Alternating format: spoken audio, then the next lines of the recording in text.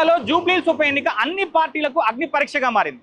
ఇది పేరుకు సాధారణ ఉప ఎన్నిక కావచ్చు, కానీ వచ్చే 3 ఏళ్లలో ఈ 3 పార్టీల భవితవ్యం తేల్చేటువంటి కీలక ఎన్నిక ఇది. రేవంత్ రెడ్డి సర్కార్కి ఉప ఎన్నిక రిఫరెండం అయితే ఓటమి భారంతో నైరాశ్యంలో ఉన్నటువంటి బీఆర్ఎస్ పార్టీకి ఇక్కడ గెలవడం పునర్జన్మ లాంటిది.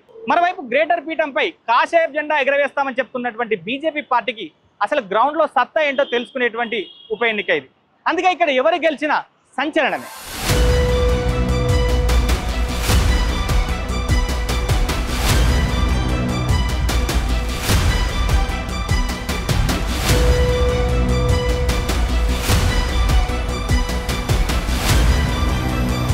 జూబ్లీహిల్స్ ఉప ఎన్నిక ఒక తెలంగాణలో మాత్రమే కాదు, 2 తెలుగు రాష్ట్రాల్లో హైటెన్షన్ పుట్టిస్తుంది. జూబ్లీహిల్స్ అనే పేరు వినగానే అత్యంత విలాసవంతమైనటువంటి ప్రాంతం, సంపన్నులు ఉండేటువంటి ప్రాంతం, సెలబ్రిటీస్ ఉండేటువంటి ప్రాంతం అని అందరూ చెప్తుంటారు. కానీ ఆ జూబ్లీహిల్స్కి ఉప ఎన్నిక జరుగుతున్నటువంటి ఈ జూబ్లీహిల్స్కి అసలు సంబంధమే లేదు. ఇక్కడ దాదాపు 80% పైగా బస్తీవాసులు ఉంటారు, సాధారణ మధ్యతరగతి పేద ప్రజలు ఉంటారు. అందుకే ఇక్కడి ఓటర్ల నాడిని పసిగట్టడం అన్ని రాజకీయ పార్టీలకు సవాల్గా మారింది.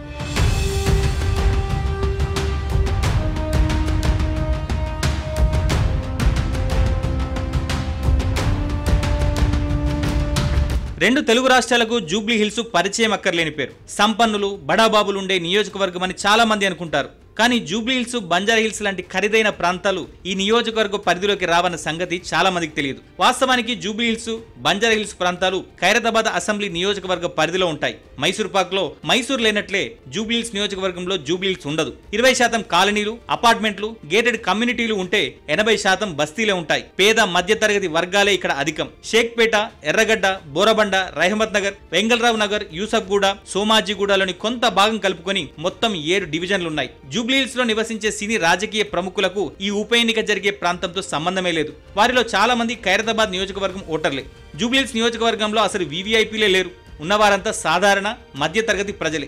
జూబ్లీహిల్స్ లో సుమారు 4 లక్షల మంది ఓటర్లు ఉంటే ఉప ఎన్నిక రేసులో ఉన్న ప్రధాన పార్టీలకు చెందిన అభ్యర్థులు, మరో 4 స్వతంత్ర అభ్యర్థులు మాత్రమే స్థానిక ఓటర్లు. ఈ ఉప ఎన్నికలో ఓటర్లు ఎవరి వైపు మొగ్గు చూపుతారో అన్నది సస్పెన్స్ గా ఉంది. ఒక్కో డివిజన్ లో ఒక్కో పార్టీకి ఆదరణ కనిపిస్తోంది. జీహెచ్ఎంసీ ఎన్నికల్లో ఎంఐఎం కు, అసెంబ్లీ ఎన్నికల్లో బీఆర్ఎస్ కు ఓటర్లు జై కొడితే పార్లమెంటు ఎన్నికల్లో బీజేపీ, కాంగ్రెస్ లను ఆదరించారు.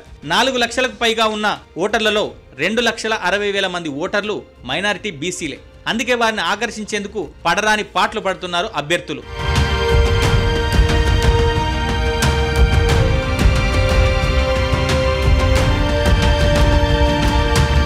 జూబ్లీహిల్స్ ఉప ఎన్నిక 3 పార్టీలకు చావో రేవో అన్నట్లు మారింది. సిట్టింగ్ సీట్ను నిలబెట్టుకోకుంటే బీఆర్ఎస్ ఉనికికే ప్రమాదం వాటిల్లేటువంటి అవకాశం ఉంది. ఇక ప్రభుత్వ వ్యతిరేకత చాప కింద నీరులా మారుతుండటంతో ఇక్కడ గట్టెక్కాల్సినటువంటి అవసరం రేవంత్ రెడ్డికి ఎంతో ఉంది. ఇక తన సొంత లోక్సభ సెగ్మెంట్లో జరుగుతున్నటువంటి ఉప ఎన్నికలో పరువు నిలబెట్టుకోవడం కిషన్ రెడ్డి ప్రతిష్టకు సవాల్గా మారింది. దీంతో తమ బలగాల్ని ఇక్కడ మోహరించి మాటల తూటాలను పేలుస్తూ జూబ్లీహిల్స్లో కురుక్షేత్ర మహాసంగ్రామంగా మారుస్తున్నాయి పార్టీలు.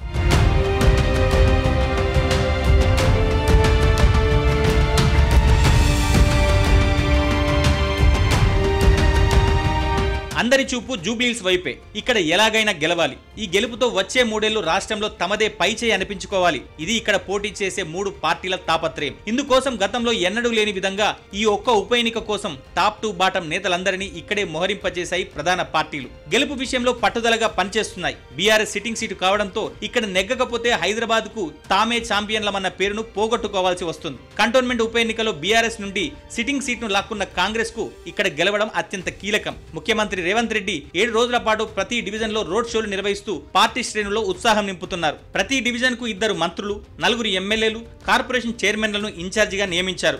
ఇక బీఆర్ఎస్ నుంచి కేటీఆర్ రోడ్ షోలు నిర్వహిస్తూ తనదైన ప్రసంగాలతో పార్టీ కేడర్ లో జోష్ నింపుతున్నారు. మాజీ మంత్రి హరీష్ రావు తెర వెనుక గెలుపు వ్యూహాలను అమలు చేస్తున్నారు. ఇక బీజేపీ కార్పెట్ బాంబింగ్ పేరుతో ఇతర రాష్ట్రాల ముఖ్యమంత్రులను, కేంద్ర మంత్రులను, ఆర్ఎస్ఎస్ టీంలను రంగంలోకి దింపింది. చాయ్ పే చర్చ, ఇంటింటి ప్రచారం, బస్తీ యాత్రలు పోల్ ఫీల్డ్ ను వేడెక్కిస్తున్నాయి. స్టార్ క్యాంపెయినర్లు, సోషల్ మీడియా క్యాంపెయినర్ల హడావిడితో రాష్ట్ర రాజకీయం అంతా ఒక్క జూబ్లీహిల్స్ లోనే వాలినట్లుంది.